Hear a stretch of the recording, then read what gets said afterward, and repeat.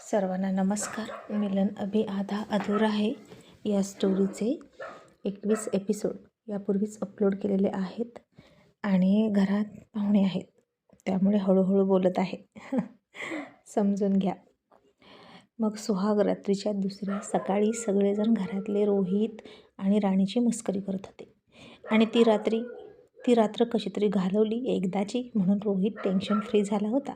आणि लगेच रोशन म्हणाला, दादा आता हनीमूनला कुठं जायचं ते सांग, मी तुझं तिकीट बुक करतो. आणि आता हे ऐकलं तसं रोहितच्या पुन्हा घशातला घास घशातच अडकला आणि पुन्हा त्याला हनीमूनचं टेन्शन आलं. सुहाग रात्रीनंतरची प्रत्येक रात्र नॉर्मल असेल असं त्याला वाटलं आणि आता त्याच्या चेहऱ्यावरचा उडालेला रंग बघून सपना म्हणाली, रोहित भाऊजी, अहो हनीमूनचं नाव ऐकून तुम्ही इतकं टेन्शन का घेतलं? आणि रोहित लगेच चेहऱ्यावरचे भाव बदलत म्हणाला, मी कुठे टेन्शन घेतलं, अजिबात नाही. पण आता इथे इतका व्याप आहे तर कशाला जायचं ना हनीमून वगैरे. हो ना रे राहुल दादा, आणि दादाला तरी कुठे वेळ आहे जायला, तसंच माझंही आहे. आणि राणीचं कॉलेजसुद्धा खूप बुडलेलं आहे. आम्ही जाणार नाही, दिवाळीच्या सुट्टीत वगैरे बघू. तसं रोहितनं जाहीरच करून टाकलं आणि उठला. तसं सपनानं लगेच जानकीच्या कानाला लागत म्हणाली, बघा आई, आता काय वाटतं तुम्हाला, तुम्हीच सांगा. हनीमूनचं नाव घेऊन भाऊजी का घाबरले? आई, खरंच मला असं वाटतं की ते दोघं ना आपल्यापासून काहीतरी लपवत आहेत. आणि जानकी म्हणाली, सपना, आम्हाला तर काय खरं काय खोटं ते कळतच नाही बघ. पण बघू, आता कुठे राणी घरात आली आहे, मग आपल्याला काय ते कळेलच की. आणि मग रोहित पुन्हा बेडरूममध्ये आला आणि पुन्हा वैतागून म्हणाला, या रोशनला तर ना मी खूप फटकावणार आहे. आगाऊ कुठला. आता त्याचं लग्न होईल ना, मग स्वतःला काय हवं ते करावं ना. माझ्या मागे उगीच कशाला काही गोष्टी लावतो. आणि पुस्तक घेत असलेली राणी म्हणाली, काय झालं? आता काय म्हणाले घरातले? आणि तुम्ही आता विसरलात का? दरवाजा उघडा आहे आणि तुम्ही चिडचिड करताय. आणि रोहित म्हणाला, हे कळते ना तुला, दरवाजा उघडा आहे, मग कोण लावणार? तशी राणी त्याच्याकडे आश्चर्यानं बघत म्हणाली, ओ सर, तुमचा काय प्रॉब्लेम आहे हो? एकतर तुम्ही का बडबड करता हे मला कळत नाही, आणि वरून मी लक्षात आणून दिलं की दरवाजा उघडा आहे तर मलाच ओरडता का? एकतर काय झाले ते सांगा, नाहीतर बडबड बंद करा. आणि आता रोहितला सवय नव्हती कुणी त्याच्यावर असं डापरायची. आणि तो उठला आणि तिच्या दिशेने दात ओठ खाऊन जात म्हणाला, ए मुली, हे माझं घर आहे, माझी बेडरूम आहे. मी बडबड करीन नाही तर काहीही करेन. आणि तुला माहीत आहे का तो काय म्हणाला? आणि आता राणीसुद्धा म्हणाली, मग सर, आता माझं पण इथं लग्न झालं आहे आणि हे माझं पण घर आहे आणि ही बेडरूम माझी पण आहे, असंच तुम्हीच म्हणालेत ना. आणि आता बाहेर कोण काय म्हणालं हे मला कसं माहीत असेल, आणि मला नाही समजलं. आणि रोहित म्हणाला, तो रोशन आपल्याला हनीमूनला पाठवतोय, तुला चालेल का? नाहीतर पुन्हा म्हणशील मीच म्हणालो. आणि तिकीट काढा म्हणालो मी, आला लगेच टच करायला. आणि राणी म्हणाली, हो मग जवळ यायचं नाहीच तुम्ही, पण हनीमूनच्या नावाने इतकं घाबरून जायची काय गरज आहे? तसं रोहितनं तिच्याकडे चकित होऊन बघितलं आणि म्हणाला, काय तुला काहीच वाटत नाही का गं? याचा अर्थ तुला हनीमूनला जायचं आहे का?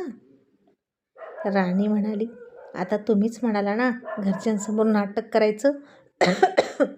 आता इतकी नाटकं तर केली, लग्नाचं नाटक केलं, गोड बोलण्याचं नाटक करतोय, सुहागरात्रीचं पण नाटक केलं, मग हनीमूनचं नाटक करायला काय जातं?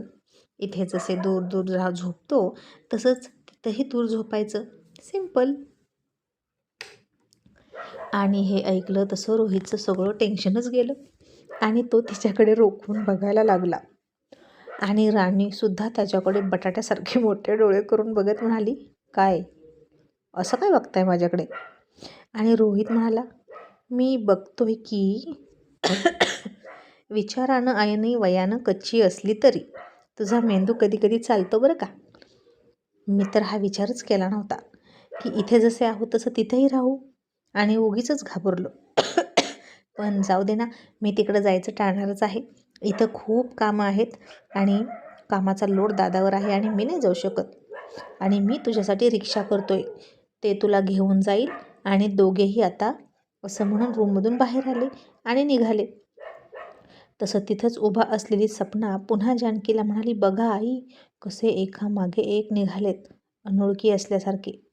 अहो, सुहाग रात्रीनंतरची दुसरी सकाळ आहे त्यांची, मग जरा तरी तिच्या चेहऱ्यावर लज्जा वगैरे हवी की नाही? आता आतमध्ये गेल्यानंतर भाऊजींनी तिचा हात वगैरे पकडला असेल की नसेल सांगा बरं. मग तिनं लाजायला नको का? की असं काहीच झालं नसेल? आणि जानकी पुन्हा कोड्यात पडली. मग आता रोहितनं तिच्यासाठी रिक्षा बघितली आणि तिला म्हणाला, रिक्षाने जायचं, रिक्षानं यायचं, माझी अपेक्षा करू नको. आणि तो गाडीला किक मारून रिक्षाच्या पुढे गेला आणि तिची रिक्षा पाठीमागे गेली. आणि हे सुद्धा सपनानं बघितलं गेटवर जाऊन आणि पुन्हा झाडी लावत आली आणि म्हणाली, आई, आता दोघं नवरा बायको आहेत तर एकाच बाईकवर जायला त्यांना काय झालं होतं बघा, म्हणजे यांना एकमेकांसोबत जायचं नाही आणि आपण नवरा बायको आहोत हे दाखवायचं नाही. आणि जानकी म्हणाली, आता येऊ दे त्यांना, चांगला जाबच विचारते, एकत्र गाडीवर जायला काय झालं होतं? मग आता आज 7-8 दिवसानंतर पहिल्यांदा राणी कॉलेजला गेली आणि वेळेवरच गेली. आणि अर्थातच पहिलं लेक्चर रोहितचं असणार होतं. आणि गेल्यानंतर पाठीमागून मनोज आला आणि तिला बघितली. तिच्या हातामध्ये बांगड्या नव्हत्या, गळ्यात मंगळसूत्र होतं छोटं, पण ओढणीच्या आतमध्ये लपवलं होतं तिनं. हातावरची मेहंदीसुद्धा पुसट झाली होती आणि लग्नाच्या हळदीच्या वगैरे खुणासुद्धा गेल्या होत्या. आणि तिचं लग्न झालंय की नाही हे कळतसुद्धा नव्हतं सहसा कोणाला. पायातल्या जोडव्यासुद्धा राणीनं काढून ठेवल्या होत्या. आणि मुली तिला म्हणाल्या, काय ग राणी, 8 दिवस कुठं गायब होतीस? आणि राणी म्हणाली, कुठे नाही, घरीच होते. आणि दुसरी मुलगी म्हणाली, खरं बोल, लग्न होतं ना? तसं राणी दचकली आणि म्हणाली, तुला कसं माहीत? आणि ती मैत्रीण हसून म्हणाली, अगं, हातावरची मेहंदी बघ ना कशी पुसट आहे, सारखी कुणाची लग्न करतेस ग? आणि यांना काही कळालं नाही म्हणून राणीचा जीव भांड्यात पडला आणि तिनं गळ्याभोवतीची ओढणी व्यवस्थित घेतली. आणि नेहमीप्रमाणेच रोहितची क्लासरूममध्ये एंट्री होण्याच्या आधी रंगतात तशा चर्चा रंगल्या. आज रोहित सरांनी कोणता शर्ट घातला असेल? आता रोज राणी या बकवास गॉसिपमध्ये अजिबात भाग घेत नव्हती. ती सगळं ऐकायची आणि गप्प बसायची. आणि मुली म्हणायच्या रेड, कोणी म्हणायचं ग्रीन, एक जण म्हणाली पिस्ता, कोणी म्हणालं पर्पल, असे कलर सांगायला लागल्या. आणि आता राणी तोंड वाकडं करून म्हणाली चॉकलेट कलर. आणि आत्ता ती असं म्हणाली आणि दुसऱ्या सेकंदाला रोहितची क्लासरूममध्ये एंट्री झाली आणि गुड मॉर्निंग सर म्हणून सगळे उभं राहिले आणि मुली थक्क झाल्या. खरंच रोहितनं चॉकलेट कलरचा रंग घातला होता, शर्ट घातला होता आणि चॉकलेट बॉय दिसत होता. पण राणीनं आज कसं काही चर्चेमध्ये पार्टिसिपेट केलं आणि तिचंच बरोबर आलं हे त्यांना कळेना. पण आता बोलणं अलाउड नव्हतं कारण हिटलर सर आले होते आत. आणि रोहितनं पुस्तक ठेवलं, खडूचे तुकडे ठेवले.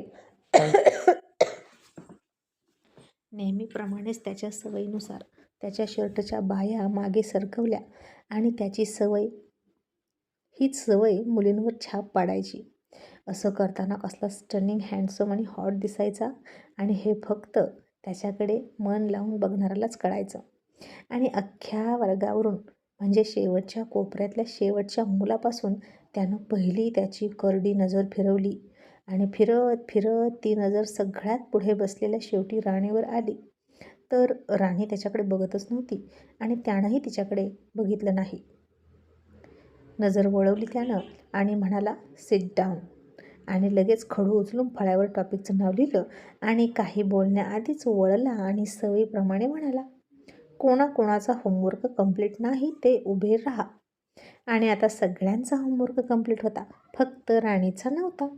आणि ती तोंड वाकडं करून उभा राहिली आणि रोहितनं आता हाताची घडी घातली आणि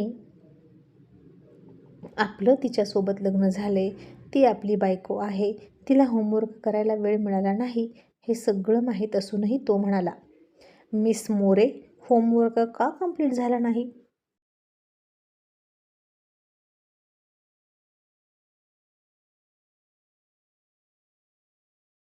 आणि राणीनं आता बारीक डोळे केले आणि त्याच्याकडे बघायला लागली. मिस मोरे असं म्हणाला तो. ती आता मिसेस रोहित सूर्यवंशी झाली होती, पण ती ओळख त्या दोघांनाही लपवायची होती. आणि तो म्हणाला, होमवर्क का कंप्लीट झाला नाही? आणि राणीनं आता काहीच न बोलता सरळ बाहेर जाण्याची तयारी सुरू केली. बोलली मात्र काहीच नाही, कारण त्याला सगळं माहीत आहे की मग कशाला बोलायचं. आता अख्खा क्लास उत्सुक होता. राणी 8 दिवस कुठं होती ते ऐकण्यासाठी, पण ती काहीही न बोलता बाहेर निघाली. आणि आत्ता रोहित म्हणाला, 1 मिनिट, मी बाहेर जा म्हणालो का? मग तुम्ही बाहेर का निघालात?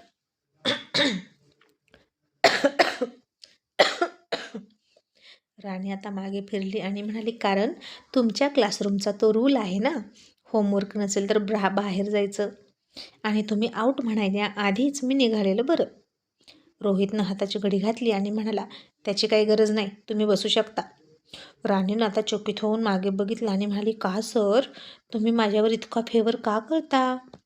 तसा रोहित गडबडला आणि मनातून म्हणाला, नॉनसेन्स, माझे शब्द माझ्यावरच फिरवते, बिनडोक मुलगी. आणि चिडून म्हणाला, आऊट. आणि राणीसुद्धा म्हणाली, मग जातच होते ना, तुम्हीच थांबवलं. आणि ती बिनधास्तपणे बाहेर जाऊन बसली. आणि सगळा क्लास थक्क झाला राणीचं ते वागणं बघून. आणि रोहितसुद्धा आज त्याचा नियम मोडून तिला क्लासमध्ये बस कसा काय म्हणाला हे कुणाला कळेना. आणि रोहितला पण वाटलं, उगीच तिला बस म्हणालो, आता इथून पुढे कधीच फेवर देणार नाही. मग त्याचा क्लास संपला, तो बाहेर आला, त्यानं तिच्याकडं बघितलं, तिनंही त्याच्याकडं बघितलं. आणि त्याला थोडीशी टशन देत ऐटीतच क्लासरूममध्ये निघून गेली. आणि रोहित मनात म्हणाला, हिचा इतका ॲटिट्यूड कधीपासून वाढला? आधी घाबरायची तशी घाबरतच नाही. आणि राणी क्लासरूममध्ये गेली तसं मुली तिला म्हणाल्या, राणी, आज तुझं बरोबर आलं, सरांनी चॉकलेटी रंगाचा शर्ट घातला होता, आता तू आम्हाला पार्टी द्यायची. आणि राणी त्यांना झटकत म्हणाली, मी का पार्टी देऊ? मी फक्त असंच सांगितलं, आणि त्यांच्यावर खर्च करायला पैसे आणि वेळ दोन्ही नाही माझ्याकडे. इतक्यात दुसरे लेक्चर सुरू झालं, तेही संपलं. मधला ब्रेक झाला आणि बाहेर येऊन मनोज राणीला म्हणाला, राणी, काय झालं? कुठे होतीस तू? मला तुझी किती काळजी वाटत होती. आणि राणी मनोजला म्हणाली, मनोज, मला विसरून जा, आपण जे काही ठरवलं होतं ते आता होणार नाही. आणि मनोज तर चकितच झाला आणि म्हणाला, राणी, अगं पण असं का? मित्र वाईट मुलगा वाटतो का? हे बघ राणी, खरंच आता मी तुला सांगणारच होतो की तू आधी मला फक्त पसंत होती, पण आता मी तुझ्यावर प्रेम करायला लागलो आहे. तसं राणीनं ते ऐकून पुढे डोळे झाकून घेतले.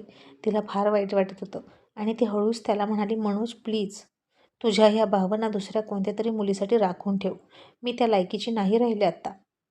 मनोज म्हणाला, का राणी, असं अचानक का बोलतेस? तुझ्या आईला मी आवडत नाही का? तसं असेल तर मी स्वतः येऊन भेटतो त्यांना. राणी म्हणाली, नाही मनोज, ते आता शक्य नाही. तू माझं ऐक. हे बघ, खूप उशीर झाला आहे. तू मला विसरून जा आणि यापुढे आपण फक्त कॉलेजमध्ये भेटू, घरी वगैरे नाही. आता मधला ब्रेक संपून 5 मिनिटे झाली होती. मनोज आणि राणीचं बोलणं जरा टेन्शनचंच होतं आणि त्यांचं बेलकडे लक्ष नव्हतं. दोघेही बाहेरच होते आणि आता रोहित तिथून निघाला होता त्याचं लेक्चर करण्यासाठी. तो 3rd इयरच्या क्लासला निघाला होता. त्यानं त्या दोघांना बोलताना बघितलं आणि ते दोघे काय बोलत असावेत असा विचार करायला लागला. आत्ताच त्याच्यातला नवरा वगैरे काही जागृत झाला नव्हता, पण त्यानं ऐकलं होतं ते दोघे एकमेकांना पसंत करतात. आणि आता राणीचा काय निर्णय आहे याची उत्सुकता त्यालाही लागली होती. ती अजूनही त्याला पसंत करत असेल का, अशी शंका रोहितच्या मनात आली. आणि हे कारण चांगलं आहे की राणीला माझं घर सोडायला मग मी मोकळा झालो, असं रोहितला वाटलं. पण आता एका कडक शिस्तीच्या शिक्षकाप्रमाणे तो तिथं आला आणि त्या दोघांना म्हणाला, क्लास भरून 7 मिनटं झाली, अजून गप्पा संपल्या नाहीत का? तसा मनोज घाबरून सॉरी सर म्हणून पळाला आणि राणी तोंड वाकडं करून निवांत गेली. अजिबात गडबडीत गेली नाही.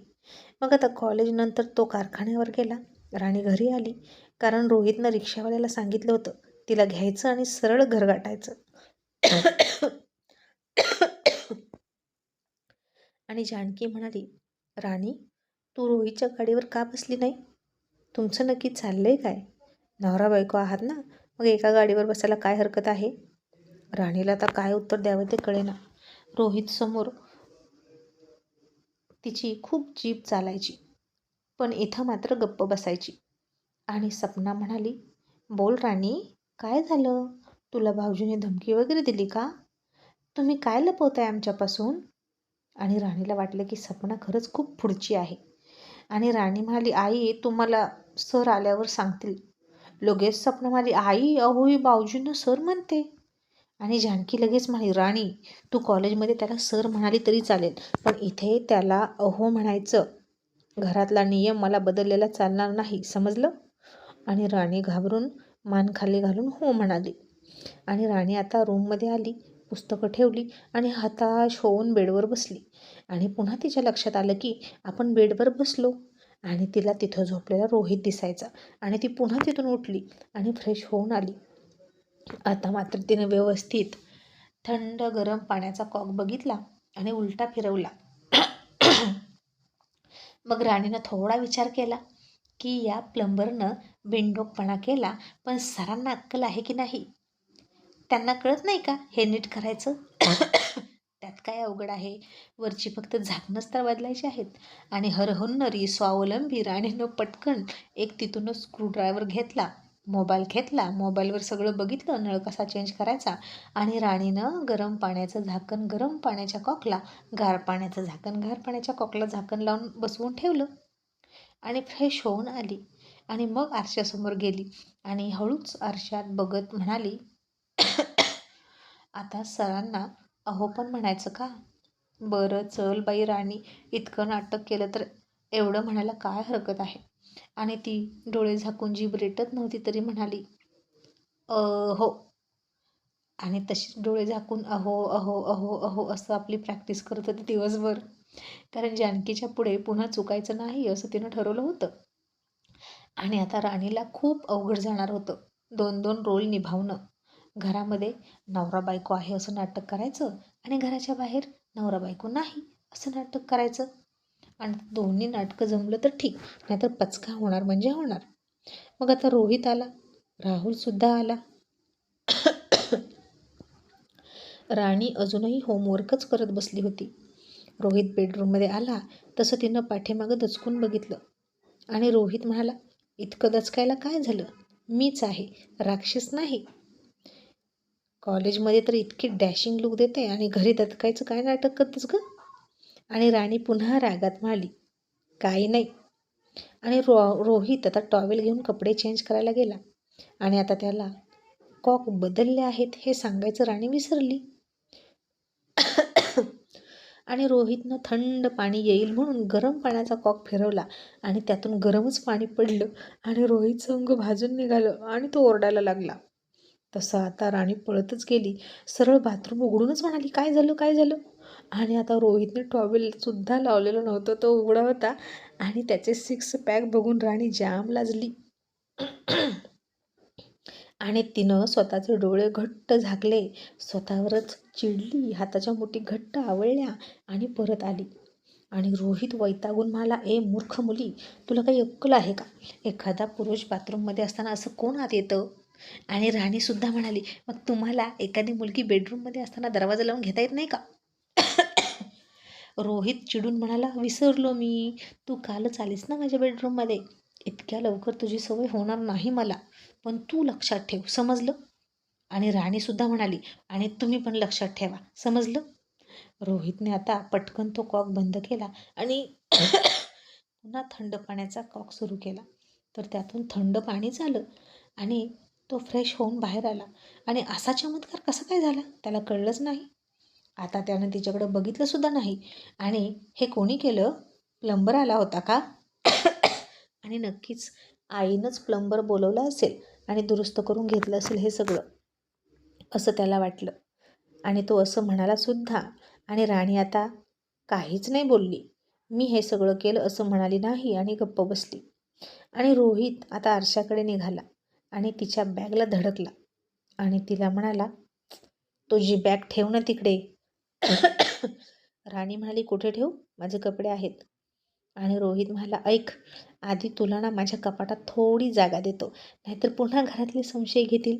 एकाच कपाटात नवरा बायकोचे कपडे का नाहीत? लग्न झाल्यावर या स्त्रियांना सगळीकडेच नवऱ्याच्या प्रत्येक गोष्टीत का जागा द्यायची असते कुणाच ठाऊक, असं म्हणून रोहितनं बडबड बडबड करतच त्याचा कप्पा रिकामा केला आणि तिला दिला. आणि राणी रागातच म्हणाली, मग लग्न करायला कोण सांगतं? मुलांनी जावं ना मुलींच्या घरी, मग मुली देतील त्यांच्या कपाटात मुलांना जागा. रोहितनं तिच्याकडे पुन्हा रागात बघितलं आणि म्हणाला, तुझी बॅग खाली कर, नाहीतर पुन्हा लागेल मला. आणि तो बाहेर गेला. राणीनं आता पाठीमागून तिच्या कानामध्ये 2 अंगठे घातले आणि हाताची बोटं हलवून जीभ बाहेर काढली आणि त्याला वाकडं दाखवत म्हणाली, मग राणीनं आता बॅग बाजूला ठेवली आणि कपडे रचले. आणि आता पुन्हा येऊन बसताना रोशननं ठेवलेला तो बॉक्स तिला दिसला. तसे अजून 2 बॉक्स होते तिथं, पण त्या छोट्या बॉक्समध्ये काय असेल म्हणून तिनं उघडलं. आणि ते जसं तिच्या हातात आलं ते बघून तिला चक्कर यायची वेळ आली. आणि तिच्या हातातून दचकून तो बॉक्स खालीच पडला, कारण त्याच्यामध्ये कंडोमचं पॅकेट होतं. आणि राणी छातीवर हात ठेवून म्हणाली, बापरे, हे काय आहे? नक्कीच नक्कीच सरांनीच हे सगळं केलं आहे. म्हणजे त्यांना माझ्यासोबत काहीतरी करायचं आहे. आणि आता तर राणी त्याच्यापासून फार सावध राहायला लागली. आणि मग थोड्या वेळानं रोहित परत आला आणि तिनं कपडे ठेवलेत हे बघून त्यानं तिची सुटकेस सरळ उचलली आणि कपाटावरच उंच ठेवून दिली आणि पुन्हा बाहेर निघाला. आणि राणी म्हणाली, अहो. तसं बाहेर जाणारे त्याचे पाय जागीच थांबले आणि तो मागे फिरला आणि म्हणाला, काय म्हणालीस? अहो, आता हे काय नवीन नाटक? आणि ती म्हणाली, नाटकच करतोय ना सगळं, मग हे पण नाटक आहे असं समजा. तुमच्या आईने आईंनी सांगितलं असं ती म्हणाली. आणि राणीनं त्याच्याकडे आता पाठ केली आणि म्हणाली, या बॉक्समध्ये जे आहे ते उचलून ठेवा. आणि सर, तुम्हाला जर वाटत असेल ना मी असं करीन तसं करीन, तर बघाच, माझ्यासोबत काहीच करायचं नाही. तो म्हणाला, आता तुला पुन्हा वेड्याचा झटका आला का? काय ते सांग ना, काय आहे ते? ती म्हणाली, तुम्हीच बघा. आणि आता रोहितनं सुद्धा ते कंडोमचं पॅकेट बघितलं आणि त्यानं पटकन हात मागे घेऊन पाठीमागे लपवलं. आणि आता तर रोशनला त्याला खूप खूप मारावा वाटत होता. पण आता रोशन इथे नव्हताच, तो कधीच आसामला निघून गेला होता. आणि रोहितनं ते घेतलं, पुन्हा त्याच्या कपड्याखाली लपवून ठेवलं आणि म्हणाला, ही सगळी रोहितची बदमाशी आहे ग. आणि राणी पुन्हा त्याच्यावर संशय घेत म्हणाली, नक्की ना? मग तुम्ही ते फेकून का नाही दिलं? कपड्यात का लपवून ठेवलं? म्हणजे पुन्हा यूज करायला का? राणी अल्लड होती आणि बिनधास्त बोलायची. आणि रोहितनं तिच्याकडे रागात बघितलं